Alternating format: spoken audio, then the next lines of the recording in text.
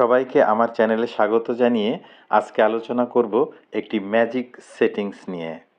ম্যাজিকের মতোই double tap করলে ফোনটা ওপেন হয়ে যাবে, আবার স্ক্রিনে ডাবল ট্যাপ করলে ফোনটা অফ হয়ে যাবে। আমরা সাইড বাটন প্রেস করে করে অনেক সময় সাইড বাটনগুলো নষ্ট হয়ে যায়, সাইড বাটনগুলো ডিস্টার্ব দেখা দেয়। তো এখন আর সাইড বাটন প্রেস করা লাগবে না, শুধুমাত্র মোবাইল স্ক্রিনে প্রেস করে বা ডাবল ট্যাপ করেই স্ক্রিন অন অফ করা যাবে।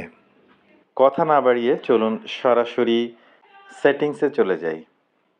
এই সেটিংসটা চালু করার জন্য প্রথমে আমরা চলে যাব মোবাইলের সেটিংস অপশনে।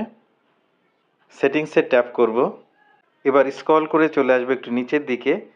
এখানে দেখুন লেখা আছে home screen and lock screen. এখানে ট্যাপ করব। ট্যাপ করলে একটু নিচের দিকে লেখা আছে ডাবল ট্যাপ টু লক। এটা ওকে করে দিব, আমার ওকে করা আছে। এবার স্ক্রল করে আরেকটু নিচের দিকে চলে আসব। একটু নিচের দিকে আসলে দেখুন লেখা আছে double tap to turn off and on screen. এটাও আমরা অন করে দিব, আমার অন করা আছে। তো আমাদের সেটিংসটা কমপ্লিট। এবার আমরা আবার আগের জায়গায় চলে আসব এবং স্ক্রিনটা অফ করে দিব, দেখি আমাদের এটা কেমন কাজ করে।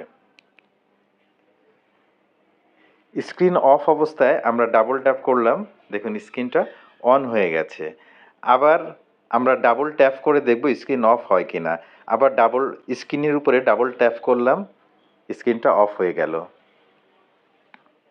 আজকের এই ভিডিও থেকে আপনি যদি একটু উপকৃত হয়ে থাকেন তাহলে শেয়ার করে আপনার প্রিয়জনকে জানিয়ে দিন। সবাইকে ধন্যবাদ। আল্লাহ হাফেজ।